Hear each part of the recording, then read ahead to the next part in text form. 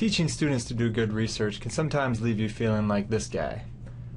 And students, while going through the research process, can also sometimes feel like this guy. There's a lot of different ways to approach research. Some can be tedious, monotonous, and horrible, but it can also be fun, invigorating, and engaging. So this is a tutorial about tools that you can use in the research process with your students based on Common Core and the National Educational Technology Standards for students. The Common Core calls for students to develop search skills, analyze sources, identify and organize pertinent information. And it kind of comes down to 4 steps. You need to find it, evaluate it, work it, and then cite it.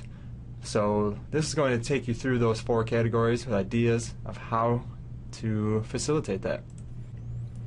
So let's start with the find it step.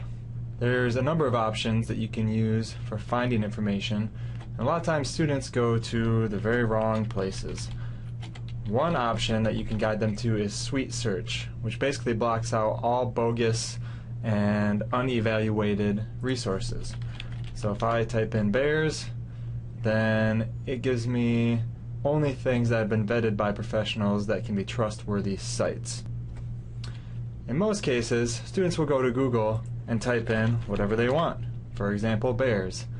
Now who knows what sources these are coming from and whether or not they are valid, trustworthy, or even on topic that they want. So to narrow their search, you can go over to this gear cog and click Advanced Search. And once here, you can take some words out, like Chicago, and add specific words that you might want to filter your search with. More importantly, in many cases, you can go for when that was last updated, so within the last year maybe, so you can find recent information. You can also choose reading level for those who might have limited reading skills, different file types, usage rights, and a number of other options that will help students to find the information best suited for their needs. The next step is to evaluate it. Once you find a source, you got to see if it's legit. There are a number of tools that can be used to help teach students these evaluation skills. There's a number of hoax sites. This is a document that's available on the website that you can direct students to, and you can bring up a website and go through it with students to evaluate whether or not it is something that could be believable. A lot of these sites put things like an author and an updated date, things that you ask students to look for when it was last updated, but a lot of times you actually have to look at the content and do some cross-referencing.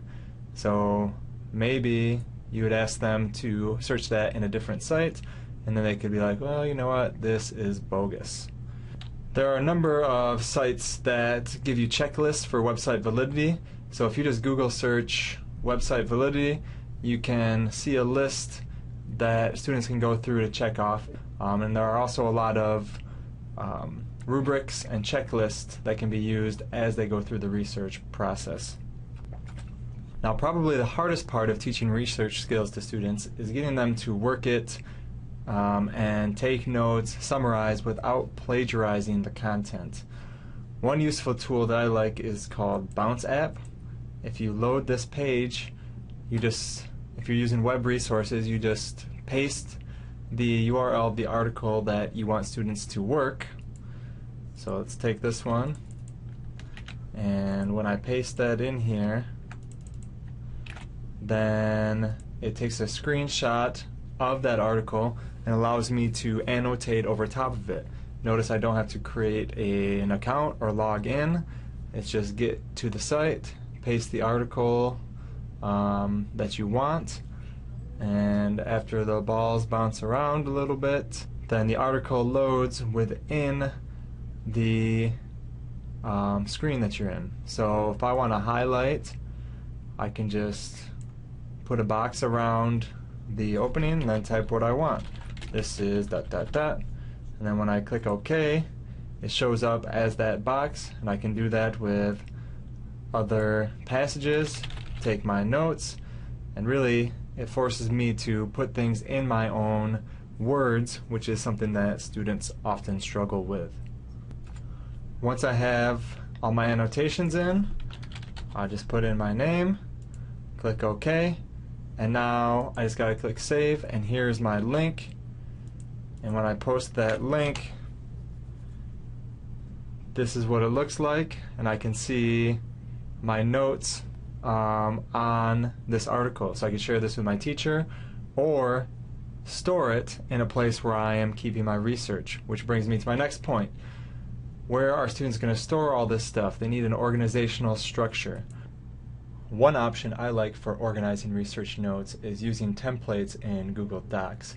I included a link to this resource template as part of the Tech Integration website, and what is nice about that is if you share this link with students and they are logged into their Google Apps account, if they click use this template, then it saves a copy in their Google Drive, and they don't have to do any kind of sharing or copying and pasting or anything like that. So it's a very simple access. Then once they change the title, they can make it to whatever is descriptive of their task. So once they have it, then they can fill out all this information, our title of article, source, authors, how they know it's credible. And I included a link to an evaluation guide so that if they open that, they can determine whether or not a site is credible through a scoring chart.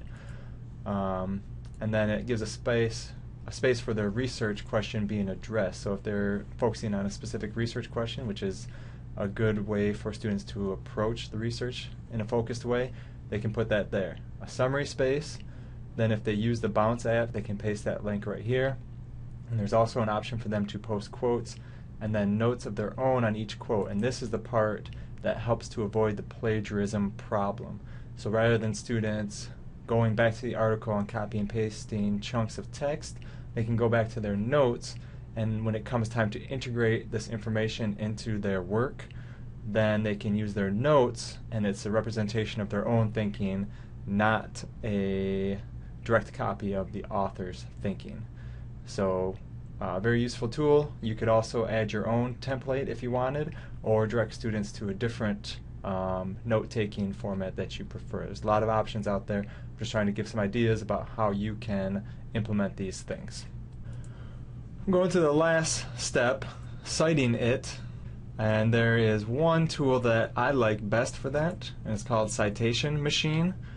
So if you go to citationmachine.net, you can choose which type of resource it is, and if it is just a website link, which I think a lot of what students will be doing, especially the middle school level, will be, you can just paste that link right into that field there. You will see if that article is in their database. If it is not, then you would just fill out all these fields. If it is not, then you would fill out all the fields as you go down. If it was something else that you wanted to add, you can hover over these spaces in between for a little bit information about what to include in these fields. But once you have everything in, you can click Make Citation, and then it gives you that citation in the format that you chose. So if you just copy that, go back to where you're storing your stuff, and then in the appropriate field you can just paste it, and if you need to, rearrange it so that it fits with bibliographic requirements of that format.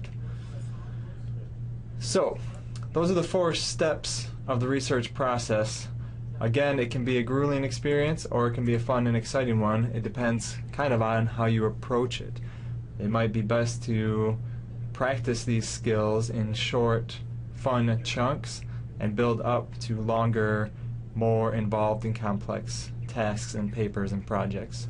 So hopefully these will help you and your students to organize what can be a daunting chore. Thanks for listening.